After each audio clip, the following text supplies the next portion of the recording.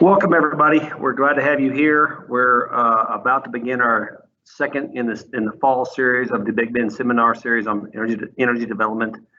Tonight, we're very fortunate to have a couple of esteemed guests. I'm going to go ahead and read those bios to you now and let you know who's speaking. And then, honestly, we were having a little technical difficulties with David Yeates' presentation, so his will be recorded. And everything else will be live with Chris and Chase. And then after we're done, we'll have a Q&A/panel session with those speakers in case you have questions.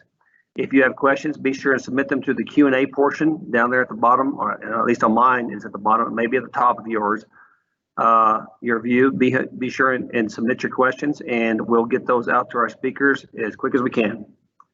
So starting with our first speaker, David Yeates of the Texas Wildlife. Let me just tell you how this is going to work. It's kind of a step down for different types of associations between energy and conservation.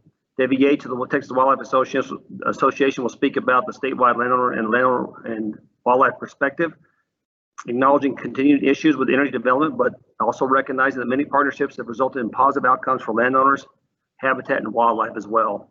Chris West of the National Fish and Wildlife Foundation will describe conservation opportunities for landowners that can result from working with energy partners. And Dr. Chase Currie at the San Pedro Ranch will step it down to the ranch level to explain how appropriate measures can result in enhanced habitat features in spite of development. Going through our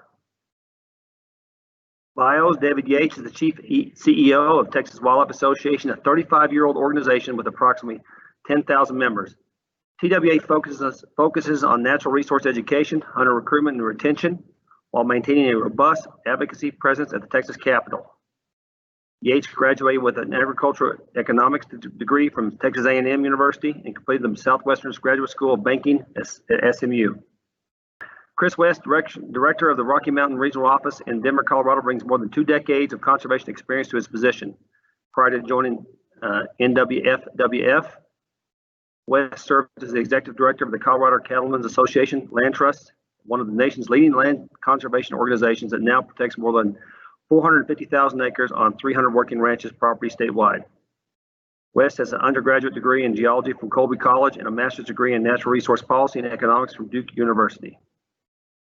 Chase, our final speaker tonight, graduated with his PhD in range and wildlife from the Cesar Claiborne Wildlife Research Institute at Texas A&M Kingsville. He was the natural resources manager for the San Pedro Ranch in South Texas from 2012 to 2015, where he focused primarily on restoring land damaged by oil field and pipeline activity in the Eagle Ford Shale, as well as watershed management and forage enhancement. In January of 2016, Currie became the general manager for the San Pedro Ranch.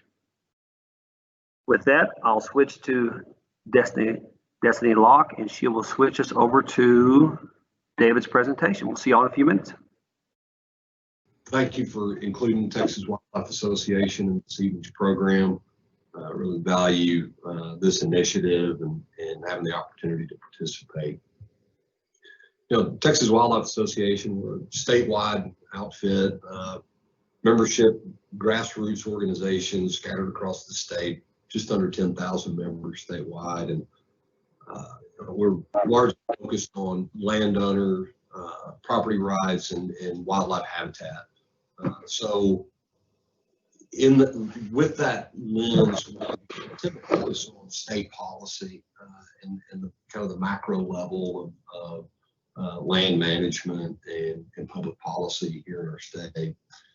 And over the last, I guess, really 4 or 5 sessions now, but at something of a fever pitch over the last 2 sessions, we've been focused on some advancement of eminent domain reform to benefit landowners across the state.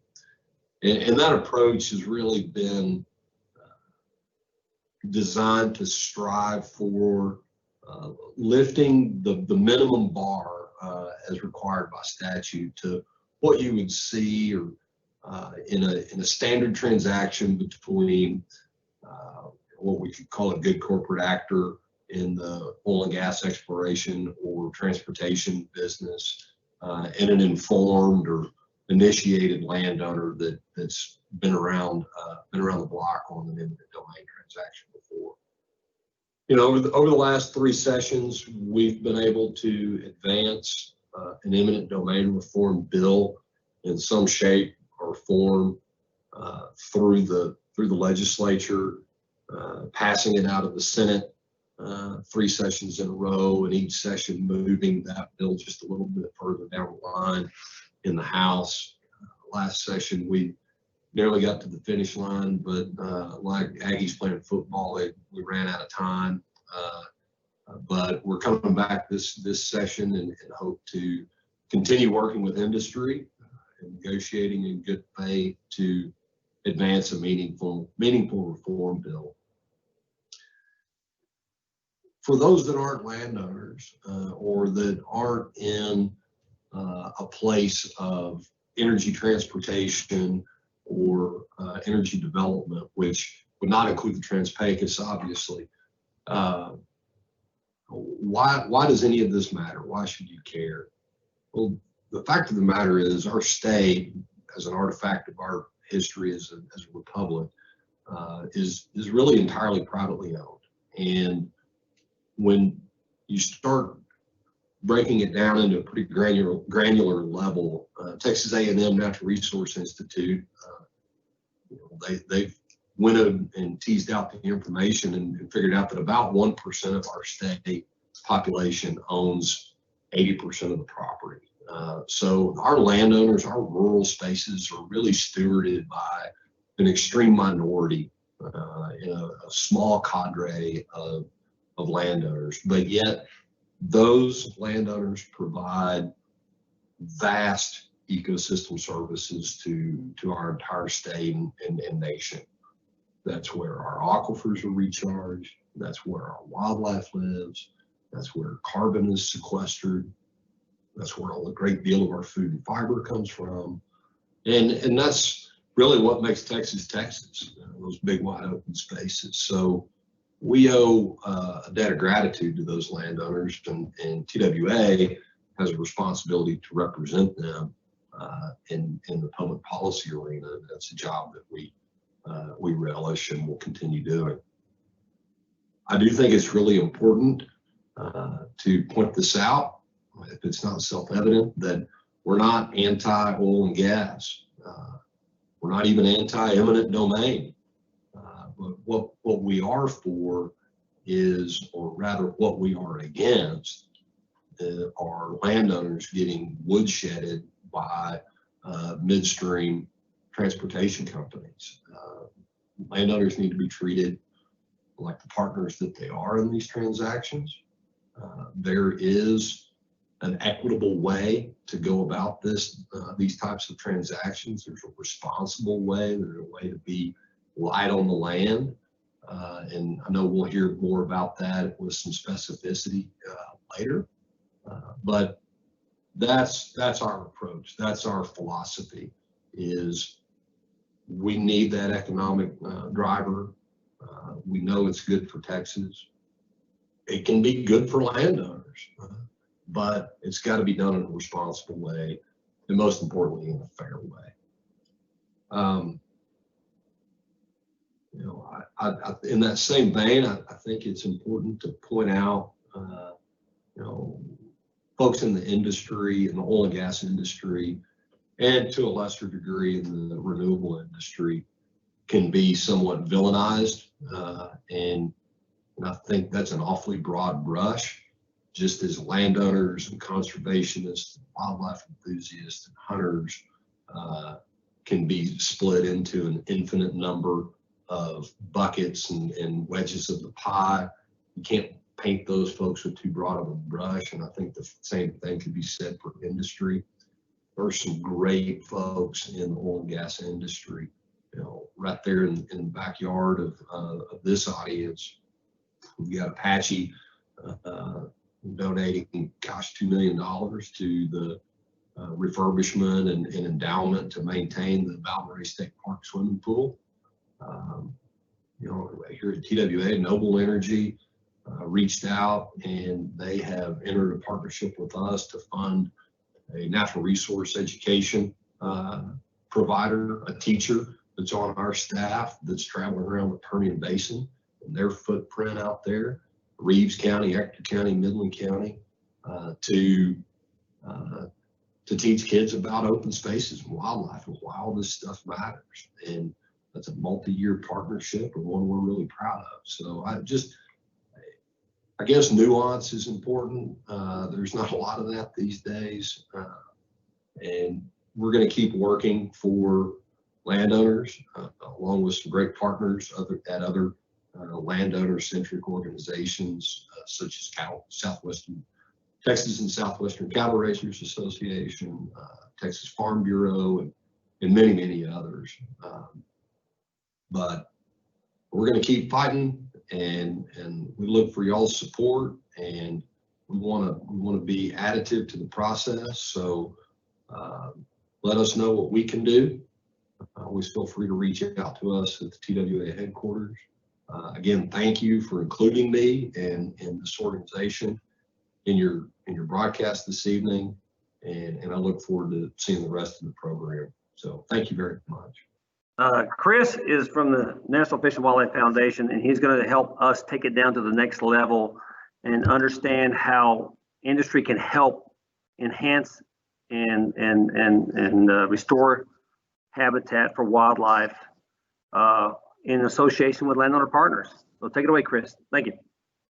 Sure, and hopefully everybody can hear me right. All right, give me a thumbs up there, Billy. Everything's working. Great.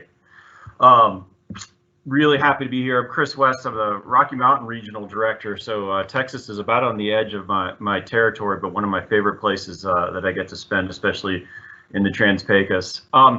Today, I'm going to talk about something that Billy mentioned that's a little bit different, and even David talked about there isn't much ground in the middle sometimes, when people get villainized on both sides: industry, conservation, environmentalist, landowner, non-landowner, agency, you name it. There's precious little middle ground, and I think I'd like to spend some time today telling you about an opportunity that came about that really is demonstrating that, well, maybe there's not as much middle ground as we all might want. There's certainly some places where we can all get along and do good on the ground and do good for business at the same time. So what I'd like to talk about today is the Pecos Watershed Conservation Initiative, which is a partnership that the National Fish and Wildlife Foundation drives and manages, but is completely fueled by a combination of oil and gas companies and a number of federal agency partners as well. And the folks here are kind of all the financial and management partners are on the shown on the screen here. It's quite an array of companies. We've had 9 different oil and gas companies over the last 4 years of the program. 2 of them have been I guess victims or subject to acquisition. So we're at 7 at the moment, where we're really excited about these 7 partners, as well as our friends at USDA, NRC, Natural Resources Conservation Service, the Bureau of Land Management over in New Mexico, and the U.S. Fish and Wildlife Service, who've been really active in this. The genesis, where this all started was honestly from the industry, and this is one of the first conservation programs that is run by the National Fish and Wildlife Foundation. Obviously, we work all over the country, and we've got about 50 different versions of programs. If you want to work on sea turtles or eastern brook trout or big game migrations in the Rocky Mountains or killer whales or Hawaiian forest birds, we have programs that address all sorts of wildlife all over the country. But this is the first one that really had a genesis from a consortium of oil and gas companies coming to us and saying, we are really interested in being able to operate, being able to be good corporate citizens in the Permian Basin, and we recognize that there are conservation challenges.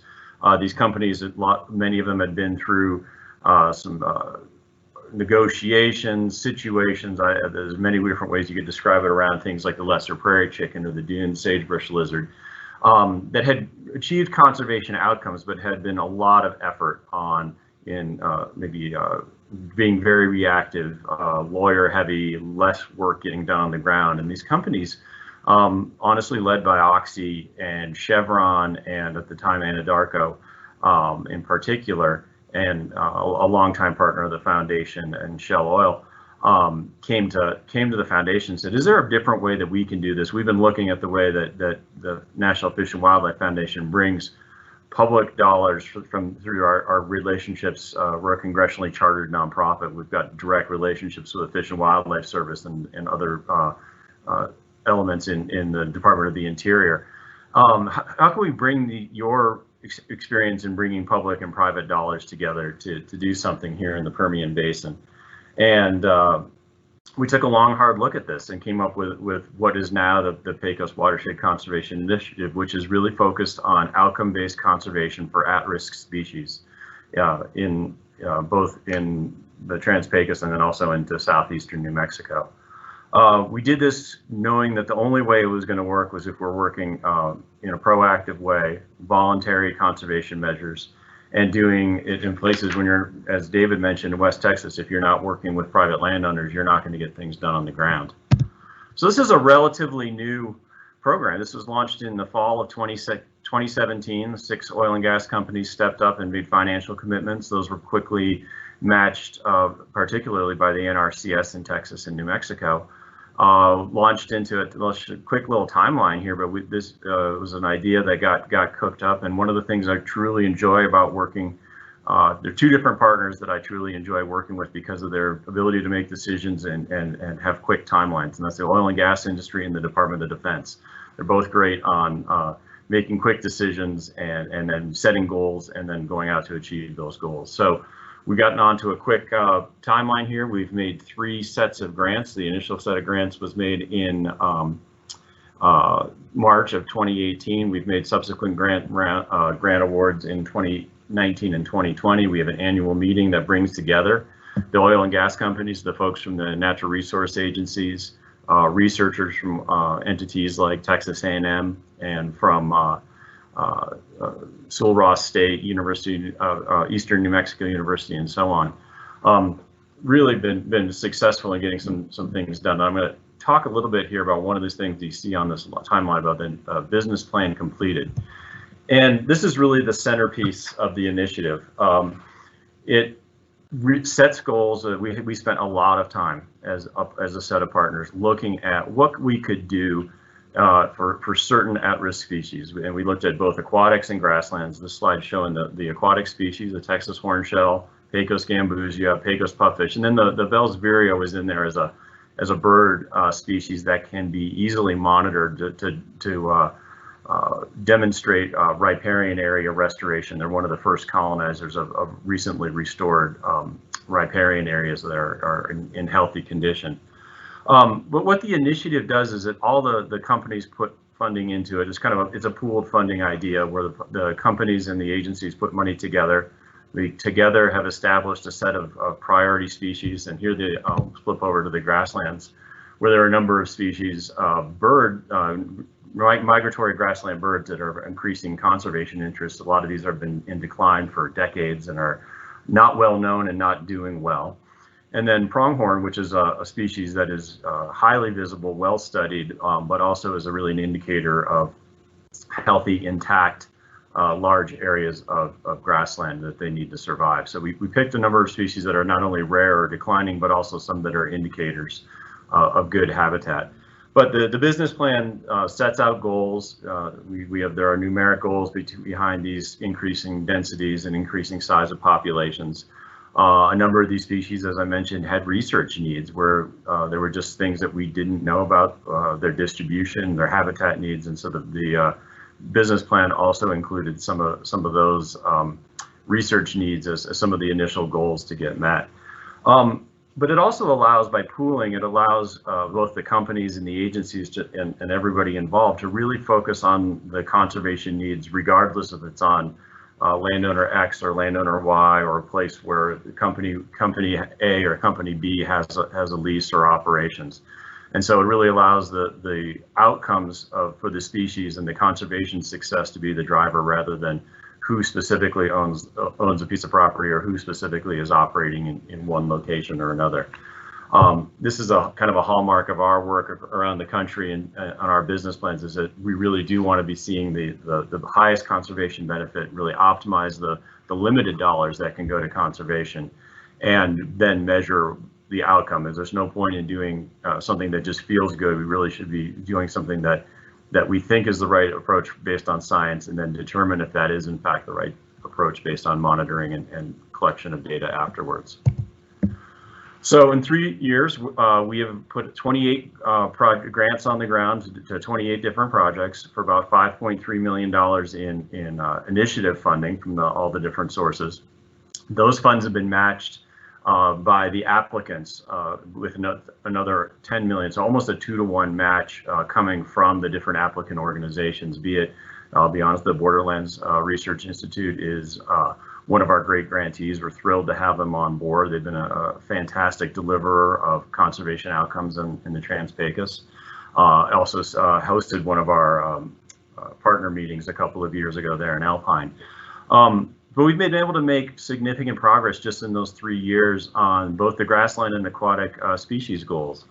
We've got nearly 36,000 acres of grasslands that have been improved just today, just through the direct funding that's been applied through the initiative. 174 miles of fencing has been modified, removed, or improved to allow for pronghorn passage, something that has been really demonstrated to be a key element and key limiting factor in sort of the success and robust populations of pronghorn in the region. We've restored 215 acres of riparian habitat, installed barriers to secure populations of some of the rare fish, and leased water to allow for water to be in key stream reaches for the species of concern. I think just as important, one of the things is there was a great lack of knowledge on a number of the species. Grassland birds, for instance, there was not a lot of knowledge on how they were utilizing Chihuahuan grasslands in the winter. They knew they were there, but we're just spending a lot of time now figuring out exactly what the habitat requirements are so we can deliver those habitats and those conservation outcomes for those birds. Also spent quite a bit of time looking at a number of different reptile species. Desert Massasauga, a really important study looking at the genetics and the species distribution of that one. And then also in the Rio Grande Cooter, which is a turtle that lives in the Pecos River and is not well understood even in its distribution or its habitat requirements. So we put quite a bit of money into those efforts so that we can be making good scientific decisions down the road. Finally, one of the things that we wanted to talk about we've got a couple of new partners financially. So this program continues to grow. ConocoPhillips and the Bureau of Land Management have been good partners of the foundation all over the country for a number of years, but are now formal partners in the Pecos Watershed Conservation Initiative just this year. Going forward, what we're going to do, we're going to continue to work on keywords collaboration in here and voluntary conservation. That's what this is about. That's, I think, what's led to the success. We let our on-the-ground partners who are working every day with those landowners to determine what projects they want to bring forward. They put it forward into a competitive grant process, but every one of those projects is coming from the ground up. There's not us. We've said what the goals are, but we're not telling people how to meet the goal. We're not telling people exactly where we want to see things done. We just said these are the goals for the region. Where can they best happen, and who can best do them is really up to the local community, the local both landowners, agencies, nonprofits to do that. We're rolling up those project results. I think one of the things that's been really appealing to this from the industry perspective is that we are delivering conservation that can be measured. If you put X dollars in, you're going to get this much grassland protected. You're going to get some studies that are going to show real information and real data on some of these species. And then just, I think one of the most important things is continue to foster collaboration. The industry folks really do want to do the right thing. They do enjoy getting to know more about the species. Some of the scientists in the companies are some of the smartest and most motivated people I've met in this business. So it's really been a treat for me to see that maybe that radical middle, I like to call it, where we can all get along and put some of the sharper edges aside and just focus on the task at hand and get a lot of really good conservation done in a short period of time. One last slide here. there's some little contact information for me. The program is open. We're having our fourth request for proposals right now, and there's a whole slew of additional information on the National Fish and Wildlife Foundation website around the program. And with that, Billy, I will toss it back to you. Thank you, Chris. I appreciate that. I hope y'all understand what that program has meant in the Trans-Pecos. It's been a phenomenal program, well received by conservation partners and landowners both. It's one of those things that I've watched ancillary, I guess, from the outside as in my previous position with Parks and Wildlife, and now being at BRI, I'm getting to see more of exactly what's going on there. I have been so proud of some of the efforts that y'all have done. We appreciate the collaboration. It's the ultimate definition of conservation collaboration. So thank you. I think we're going to move on now with Chase Currie, who has is about as good a story as you could possibly hear about how industry can work with landowners to meet their goals and their objectives as well as the ranch's objectives. And I'm going to kick it over to Chase right now. Okay, good deal. Once again, thanks for the introduction there, Billy. I appreciate that. So we've heard from David, looking at this issue, if you will, from state to wild level. Chris presented to you some conservation opportunities. Now I want to talk a little bit about how we manage energy development, specifically in our case, oil and gas production at the on the ground level or from a landowner's perspective. Before I do that, I just want to give a brief overview of the San Pedro Ranch.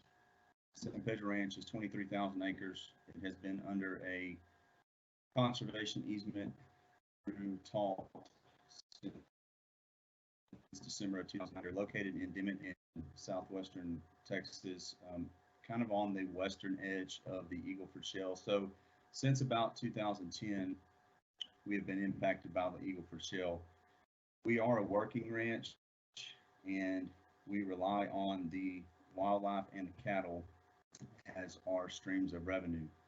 So it's important to us that we take care of the land, understanding that both the wildlife and the cattle depend on the land to make a living. So we have taken the approach to steward this land and manage the energy development in a manner so that it is not detrimental to the wildlife and cattle.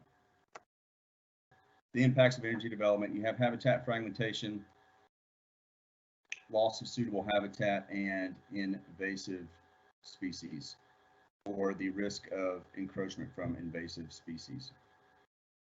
Okay, so how do we manage development? Well, first and foremost, from a conservation-minded approach, it would seem logical to just simply avoid it. However, in states such as Texas and other energy developing states, the surface interest has often been severed from the mineral interest. Therefore, the mineral interest overrides, if production is to occur, the mineral interest overrides the surface interest. So the surface owner doesn't have a choice at this point. So it's very important from a surface owner's standpoint to have a good surface use agreement in place, as you will use this as your backbone for negotiating with the energy companies. One of the things we did that helped us is we developed a baseline survey. What this allowed us to do across the ranch is it allowed us to determine riparian corridors, habitat types that we felt were hypersensitive. In other words, habitat types that we did not want to disturb. And by doing that, we were able to better manage development as it came. From a surface owner standpoint, development can occur extremely quickly. And so what we did is we broke development down into 3 phases. Those 3 phases are planning, construction, and reclamation phases. What this allowed us to do is slow the process down and allow us to make better decisions across the landscape during development. And lastly, we took the approach in regards to managing development so that we could try to enhance or create better habitat in some areas. And I'll speak briefly on that here in a bit.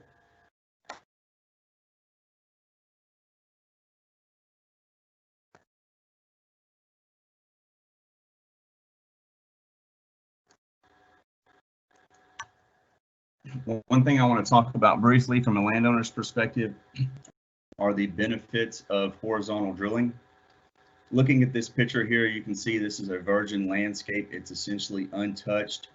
One of the beauties of horizontal drilling is that energy companies can effectively explore this acreage without having to actually disturb the surface. Furthermore, these energy companies can put 4 to 5 wells on a single location, and you only have 4 acres disturbed, and they're effectively able to drain thousands of acres. So that's one of the beauties of horizontal drilling. It's actually a benefit in the fact that it allows you to, or allows the energy companies, to explore these acres, and you're not having to disturb the surface. So you can keep these large tracts of important habitat intact.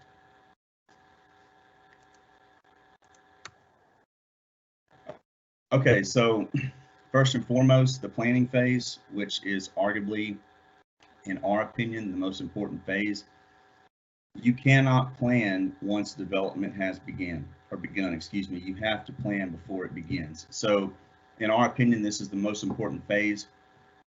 The first thing we did is we took a 30,000-foot approach, in other words, and used spatial mapping to help us better understand the sensitive habitat types, the riparian zones, where our existing ranch roads were, where existing oil field infrastructure was. And then we also defined what we refer to as oil field corridors. These oil field corridors are basically areas along the perimeter of the ranch where we localized oil and gas infrastructure. And furthermore, we took it a step further and used visual screening on some of the production facilities just to make them more appealing across the landscape. This is an example of using spatial mapping. We use GIS technology to go in and identify all the riparian zones, which are denoted here on this map with the blue lines. We also went in and looked at sensitive habitat types. So these red polygons that you see on this map, these are areas that are sensitive in regards to habitat for us. That's a very unique soil type, and it supports a very unique plant community for our part of Texas. This is an example of using an existing road. We got for 2 reasons. One, we were able to allow the oil companies to access a location with an existing ranch road, but we also positioned the flow line that left that location and went to a production facility along that ranch road. We all know that a road, whether it's a caliche road or a 2-track ranch road, fragments habitat to some extent. So by putting those flow lines and positioning those flow lines or pipeline along those existing ranch roads, you don't cut across country, so to speak, and further fragment that habitat. These 2 slides here are an example of using existing ranch and oil field infrastructure. The slide on the left, you can see here in the top part of your screen, top left-hand corner is an old oil field location. Look on the right side, we actually positioned a new oil field location as part of that old location, and then we positioned the flow line along that existing ranch road so that we didn't further fragment that habitat. So this is an example of using both ranch and oil field infrastructure to your advantage. This is an aerial shot of what we refer to as an oil field corridor. Basically, the benefit to this, it benefits the surface owner from the standpoint that it localizes the oil and gas or energy disturbance, but surface disturbance, but then it also benefits the energy companies in the fact that from an economic standpoint, their infrastructure is localized and it's not scattered at random across the landscape. Visual screening, I mentioned this earlier.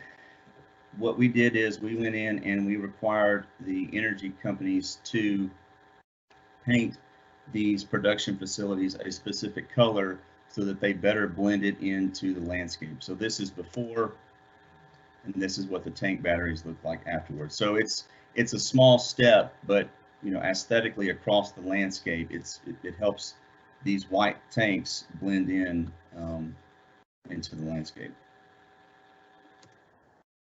So the second phase is pretty simple. It's the construction phase. This is when the actual drilling location, the flow line, the pipeline, or whatnot are installed. One of the things we found that was helpful during the construction phase that spilled over into the reclamation phase was the use of geotextile drilling mats, whether it be a geotextile material or a wooden mat. That by using those, we did not have to put down a caliche or a gravel base. And so it just, in the reclamation process, it made things much cleaner, and we didn't run the risk of changing the pH of some of the subsoil. Arguably, the most important part of the construction phase is to segregate the topsoil. And what I mean by that is to move the topsoil off of the location or off of the flow line or pipeline before construction takes place. The problem with having the topsoil on those locations is you run the risk of contaminating that. So segregate the topsoil to the side before those locations. Require clean equipment. It's a small step, but a lot of this equipment comes from all over the world. It just decreases the risk or the spread of invasive plant species. And lastly, bore through sensitive areas, and I'll discuss that here briefly. This is an example of a drilling location that has been, these two wells have been drilled, fracked, and were online. We then required the energy company to come in, remove these drilling mats. We put the topsoil back down. We then seeded that location, and in turn, we were able to reclaim that location into what it is today.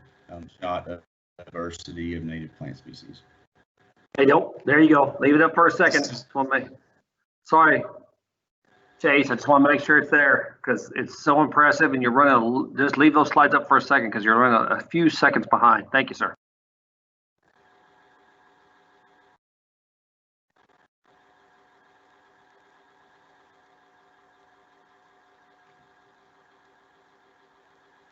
Good to go? Good, go. All right, thank you, Billy. This is an example of topsoil being stockpiled, to one side of a pipeline right away. Like I said, the reason for this is you decrease the risk of contaminating the topsoil during the construction process. This is an example of a bore. It's a small bore, but the energy companies have the capability whenever they're laying a flow line or a pipeline to actually bore under the ground of a sensitive habitat type. So in turn, you preserve the integrity of that habitat type. This was a small drainage area, small riparian zone. We wanted to preserve the integrity of that habitat type. It's important to us. And so what we did is we required the energy companies to bore underneath this riparian zone. This is before, and this is just a quick snapshot of once the pipeline right away was reclaimed. You can see that plant community where we bored underneath never changed. So that's the purpose of boring these areas. This is another example of a much larger bore. This creek that you see here on your screen is actually San Ambrosia Creek, which is a tributary that flows into the Rio Grande River. We positioned this pipeline right away along an existing ranch road. However, we did not want to damage the habitat within this riparian corridor, so we required the energy company to bore this area and go underneath this unique habitat type.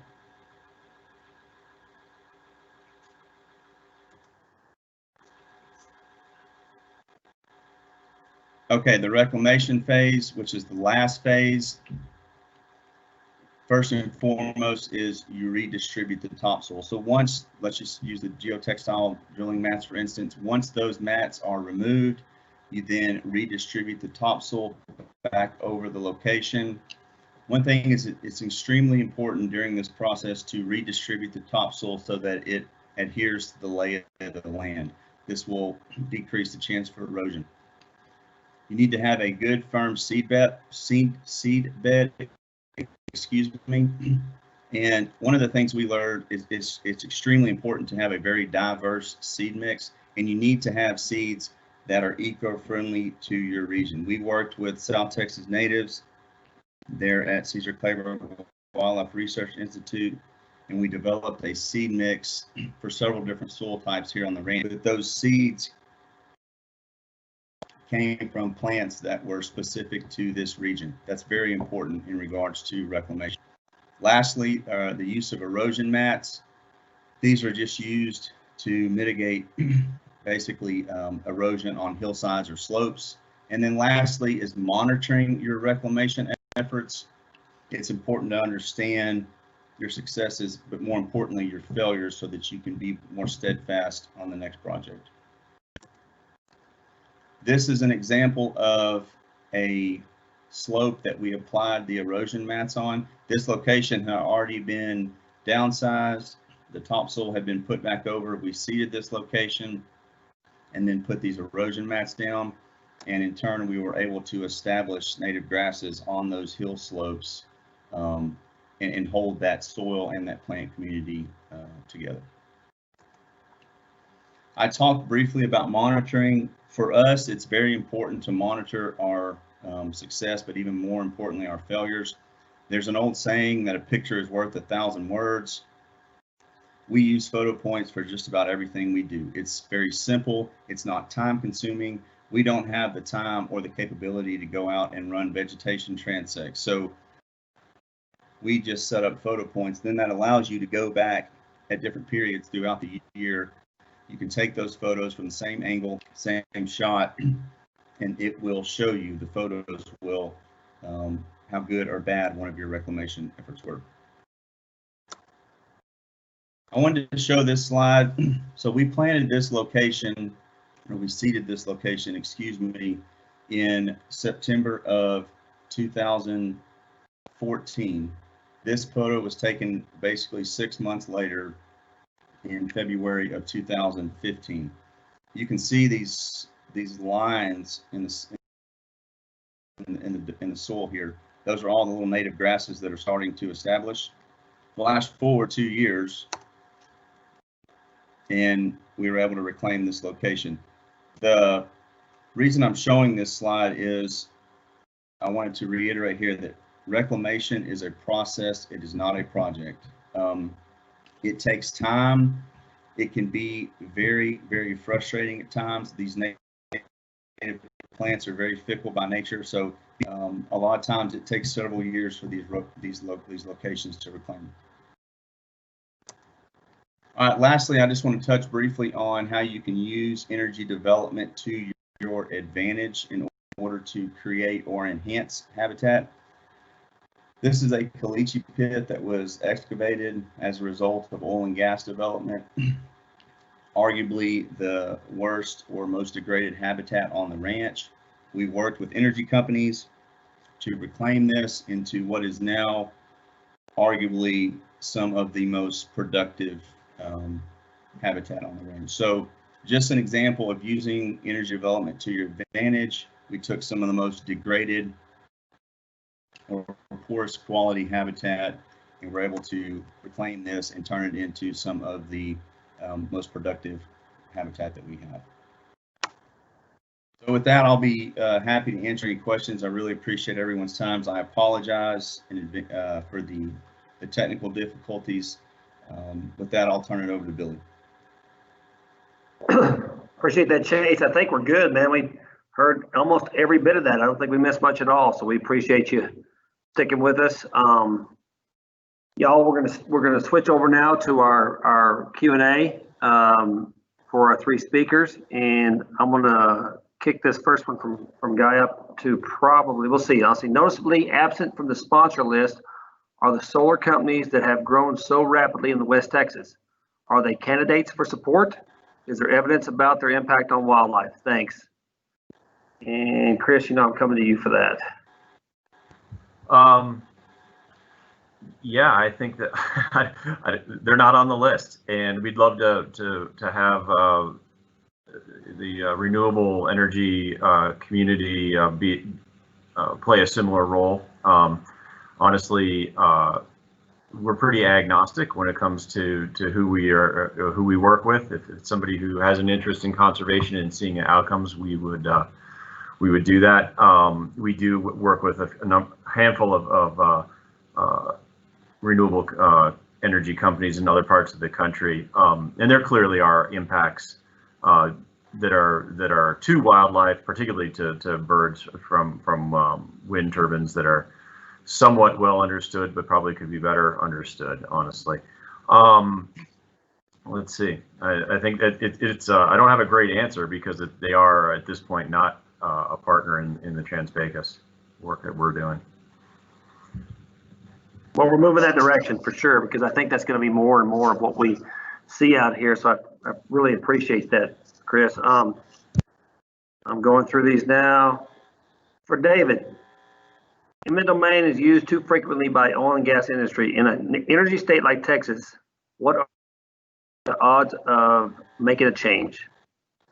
You know, let's not play make believe and pretend that the oil and gas industry is not influential and important, you know, politically and economically in our state, as well they should be one of the drivers of our large-scale economy. But Texas is also a private land state, and private property rights are sacrosanct to our legislature on both sides of the aisle and across all chambers. So I hold out a confident belief that we will get a bill across the finish line and that we will make an improvement for landowners out there. The real challenge is the proverbial devil in the detail, and big industry gets understandably focused and concerned when there are some substantive changes to their normal operations. So I feel like industry is committed to the process. Landowner advocacy groups absolutely are, and we have some really strong support in the legislature. So that's a long runway to say I think we're going to get something done. Well said, David. Thank you so much. I'm going to switch to Patricia's question. This is for Chase, I see. Are the seeds gathered from the area prior to disturbance, or prior to the disturbance, or are they sourced from somewhere else? You mentioned this briefly. You want to expand a little bit more on that? Yeah, so the question was, are the seeds gathered from the site before disturbance? No, they're not. So we worked with South Texas natives who has developed, and I believe they're working there in the Trans-Pecos area as well, to develop native grasses that are ecotypical, if you will, to those regions. So what I mean by that is, let's just use blue stem, for instance. I guess you can't deal to have little blue stem seed that was grown and cultivated in Oklahoma and plant that same seed in South Texas. Those are different ecotypes. So South Texas natives has worked diligently over the past 10 to 15 years to create these seed sources that are favorable to this particular environment. Yeah, Perfect. Well, go ahead. Yeah, I was just going to jump in. I think that's something that's an effort that we see is really important on not just on reseeding for oil and gas, but also for restoration on any kind of disturbed site, or if you're trying to do a habitat improvement. So we've been supporting through the initiative. We've been supporting that effort on South Texas natives as well, and there's an effort right there at Sul Ross as well to work on some of that. So it's important to have not only the ability to restore, but ability to restore with the right species that are going to thrive in that environment. Well said, Chris and Chase. Thank you. I got to say this. I got to throw our pitch out there for BRI, you know, obviously, like Chris says, we also have a expansion of the South Texas natives that they've expanded all over the state now, and the West Texas Natives program is actually housed with Borderlands Research Institute in cooperation with Kingsville A&M. So we're tickled to have them. We just went on a field trip the other day and got to hear about some of the species that they have released that are specific to West Texas. They're obviously working a lot with oil and gas. We continue to initiate more efforts to work with our industry partners to find those species that work the best for whatever we're doing out here, whether that be industry or landowners. So Chase, I had one more follow-up from Taylor as well. Does the landowner or the energy company typically cover the cost of native seeds in your experience, since native seeds tend to be more expensive than non-native alternatives?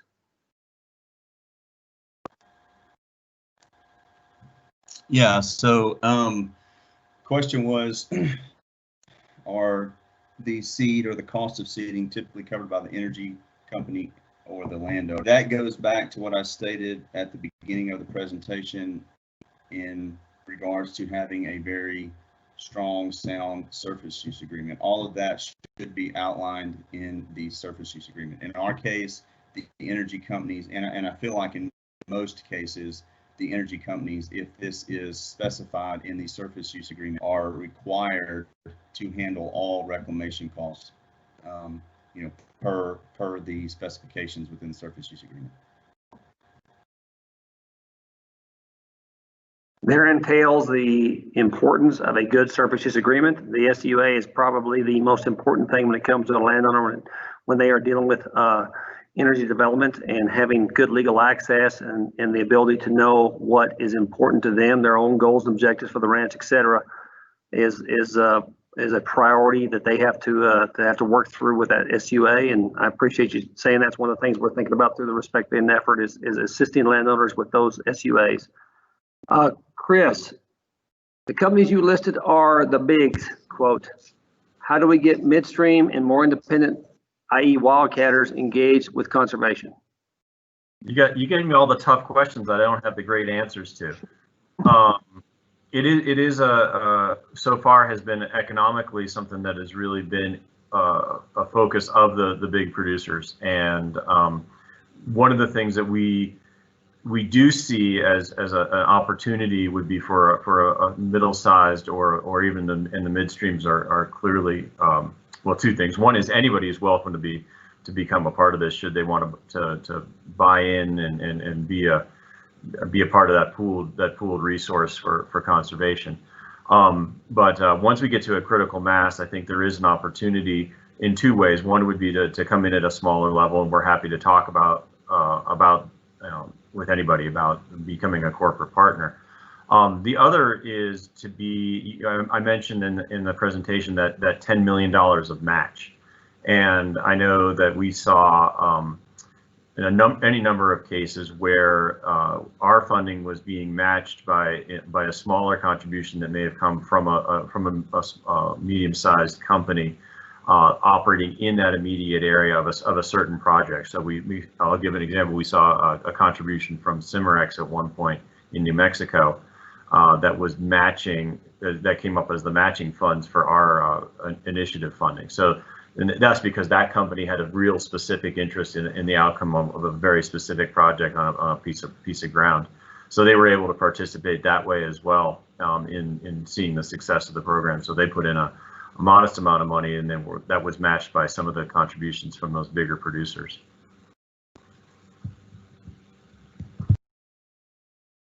Excellent. Thank you, Chris. Very well said. I think that there's opportunities for all industry to engage. So we have one here. I think I'm going to kick this to David, maybe. I like hearing about and seeing the partnership that some players in the industry have in land stewardship in Texas. What about the companies who aren't working with landowners and doing proper mitigation? Don't we need, it's kind of similar, don't we need a general process across the board that builds in protections for landowners and the land they steward? David? Yeah, Billy, good question.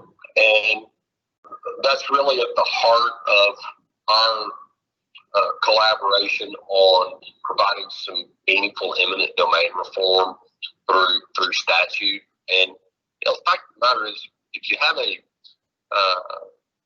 when you use the term a good actor, a responsible pipeline construction and operating company, and a landowner that knows what they're talking about, knows what they need, and is informed and initiated in the process, those two sides are going to land at a good, responsible place. And I think the San Pedro Ranch that Dr. Currie works at and manages is a consummate example of that.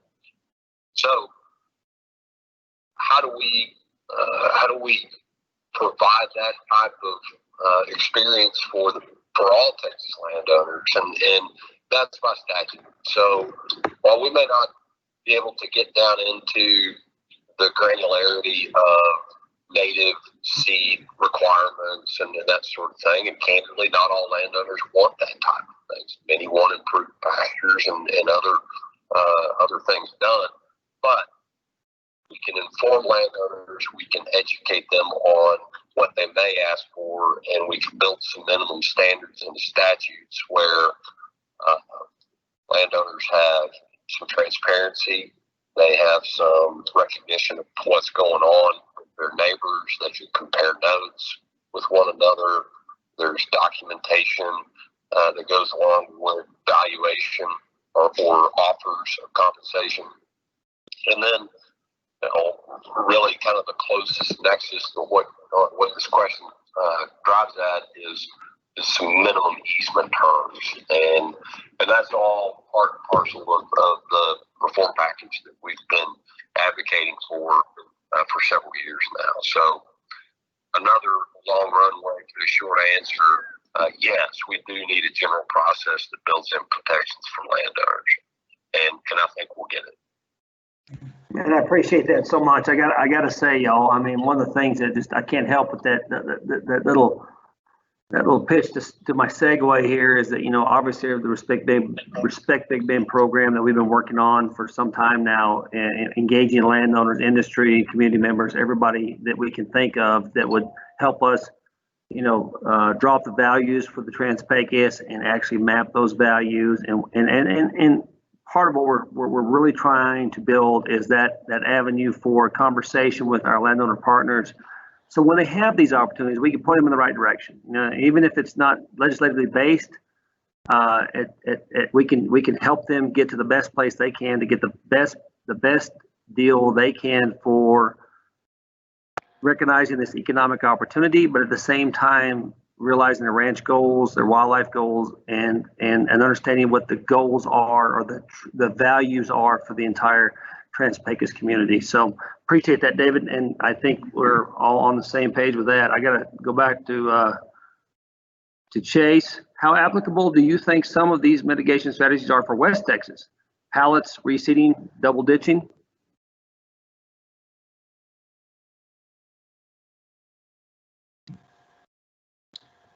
Yeah, so I think, there's a lot of practices that we use here in southwestern Texas that are applicable, in my opinion, across any region. The principles are the same, it's just how they're applied. I mean, it's the reseeding process may be just a bit different in West Texas versus South Texas, or how a location is reclaimed, or the lay of the land, things of that nature. But with that being said, there are still underlying principles within these practices that, in our opinion, hold true across regions. And like I said, we have used practices that were not typical to this region. They were typical to elsewhere, but those principles have worked here just as well as they have elsewhere. Appreciate that, Chase. I'm going to kick this back to David. What can DWDA do to help educate industry about conservation, ranching heritage, and the rural way of life? Wow, thanks, Billy. Yeah. Yeah, that's a good question. This goes back to what Chris was talking about, the polarization of this issue. It's real easy to villainize industry if you're on the landowner side of the equation. And conversely, I'm sure it's pretty easy for oil and gas folks to get frustrated by those pesky landowners that are always, lamenting. So all of that goes out the window when you sit down at the table eyeball to eyeball with someone who's charged with representing the oil and gas industry or is there to negotiate a deal. I have very close friends that spend a lot of time in the great outdoors that have come from landowner families themselves that make their living as landmen. There's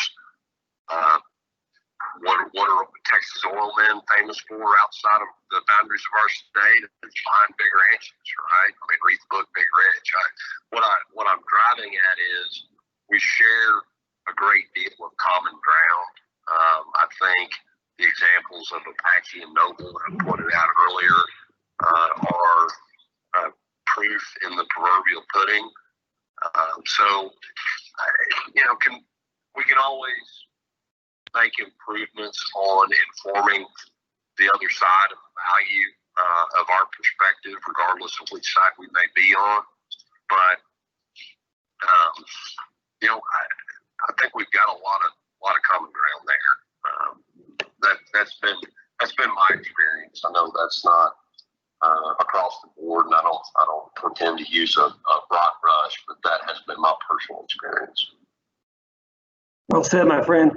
David, once again, how has RC postured with eminent domain reform?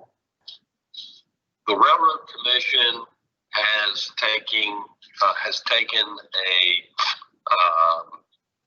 a neutral approach.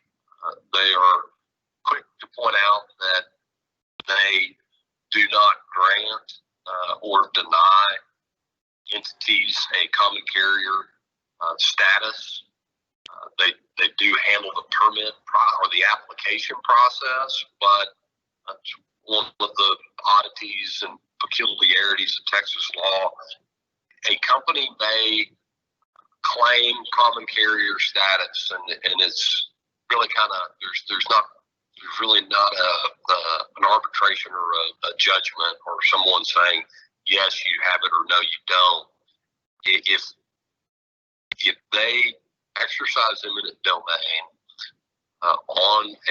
across a piece of land, and the landowner disputes their standing as a common carrier, the path for resolution is through the court system.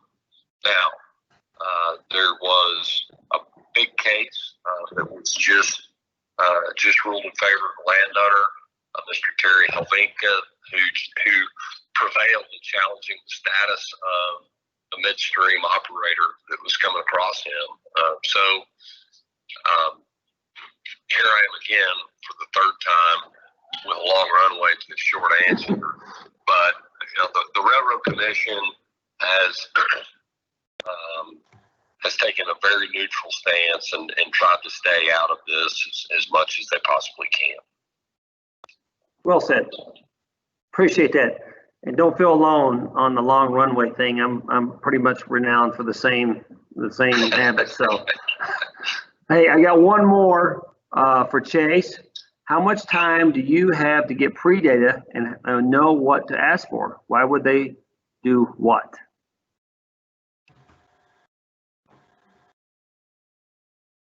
How much time do we have to get pre-data and know what to ask for? So once again, that goes back to, I hate to keep beating a dead horse here, so to speak, but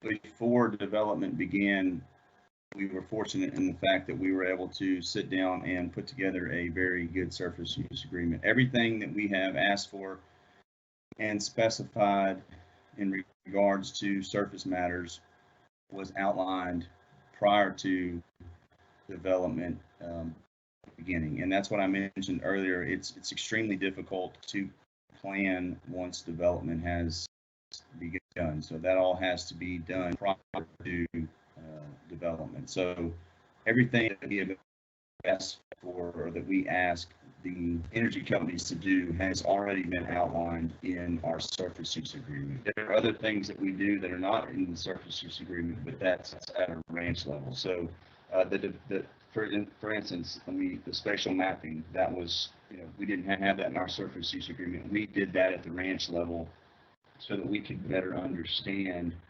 where these riparian zones were, or where these sensitive habitat types were that we did not want to disturb. So we did all that.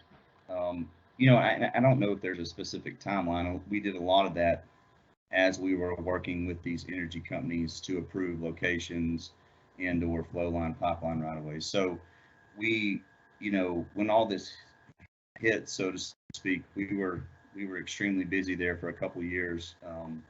Like I said, fortunately, we had a very good surface use agreement to work off of.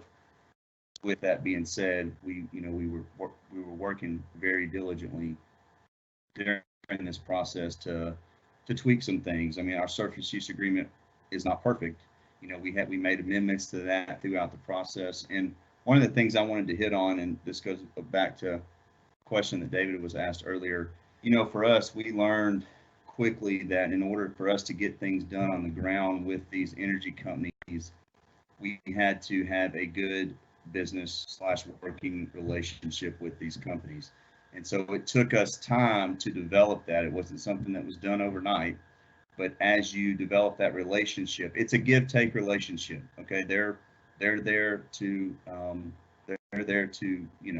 do their job, but you're also, as a landowner, there to do your job to protect and preserve your ranch. And so once you are able to build that foundation, set that tone, and build that relationship with these companies, things become a lot easier. But it takes time. It's not something that is done overnight. So between our really good, our very, very good surface use agreement, and like I said, it's not perfect. We have found things that we would definitely change, but that coupled with some of the things we did on our own at the ranch level, and then working diligently to form a good working relationship with these energy companies, has paid huge dividends for us in regards to being able to get things done on the ground. Perfectly said. Thank you, Chase, so much. And thank you, David and Chris. This is what I would hoped it would be. I think we all hoped it would be. It's been a fantastic presentation from all three of you, and some great Q&A on how we can make good stuff happen on private lands when it comes to energy development. It's encouraging to hear, and I will say that, I hate to say this, but the next one and our last one for the fall, which is not our last one, but our last one for the fall, is the Big Bend seminar series on energy development, conservation values and strategies for the last frontier. That's me and Dr. Harbison, my supervisor. It won't be a letdown. We'll promise to bring y'all the latest and greatest from our effort with the Respect Big Bend program and everything we've been doing, along with our recommendations from our stakeholder advisory group, and what our values are, what we all value about the Trans-Pecos, and how we can all work together. As you've heard on this seminar, we can work together to preserve those values. So we appreciate you so much. Thank you so much for watching tonight and your questions, and we will catch you next time. Thank you.